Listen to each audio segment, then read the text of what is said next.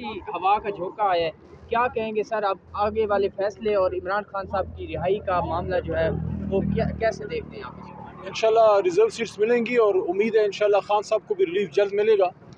آج کا فیصلہ جو معطل کیا ہے ہائی کورٹ پشاور کے فیصلے کو سپریم کورٹ نے، خوش آئند ہے۔ بہت پہلے ہونا چاہیے تھا سارا کچھ، بلکہ یہ سارا کچھ ہونا ہی نہیں چاہیے تھا۔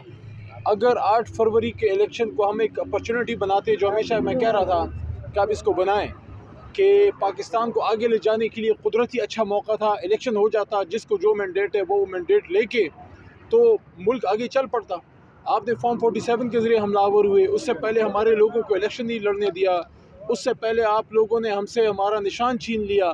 مطلب ہے کہ جو ایک قدرتی ایک موقع تھا کہ 8 فروری کے الیکشن کو یہ قوم ایک نیا سٹارٹ لیتی، عمران خان صاحب باہر آتے، ملک کے مسائل حل ہوتے، وہ آپ نے اپنے ہاتھ سے ضائع کیا۔ مطلب ہے آپ نے بغض عمران میں سارا غصہ قوم پہ نکالا ہے۔ قوم نے مینڈیٹ دیا ہے، 9 مئی کا جواب قوم نے 8 فروری کو دیا ہے کہ قوم کو عمران خان صاحب پہ اور تحریک انصاف پہ اعتماد ہے۔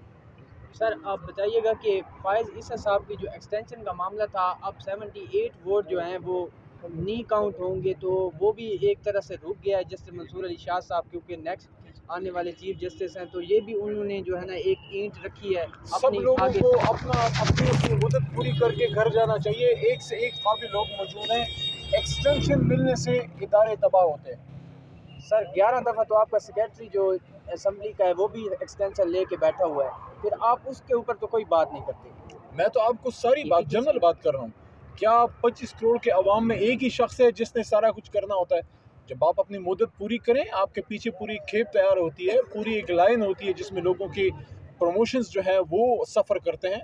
تو اگر ایک شخص کو آپ ایکسٹینشن دیں گے تو اس کا کیا مطلب ہے؟ کیا ادارے میں کوئی اور شخص نہیں ہے جو ان کو ریپلیس کر سکے؟ دوسری بات یہ ہے کہ غیر معمولی حالات میں آپ ایکسٹینشن ضرور دیتے ہیں، لیکن اس وقت تو ملک نہ حالت جنگ میں ہے، نہ کوئی ایمرجنسی ہے، اور اس لیے ہماری جماعت یہ سمجھتی ہے کہ کوئی بھی ادارہ ہو، صرف جوڈیشری کی بات نہیں ہے، چاہے ملٹری ہو، چاہے سول بیوروکریسی ہو، ایکسٹینشن سے پرہیز کرنا چاہیے۔ اگر ہم نے بھی ماضی میں دیا ہے تو اب ہم بھی اس پہ، ہمارے بھی سوچ یہ ہے کہ اگر ایکسٹینشنز نہ ملتی تو شاید ملک اس نہج تک نہ پہنچتا۔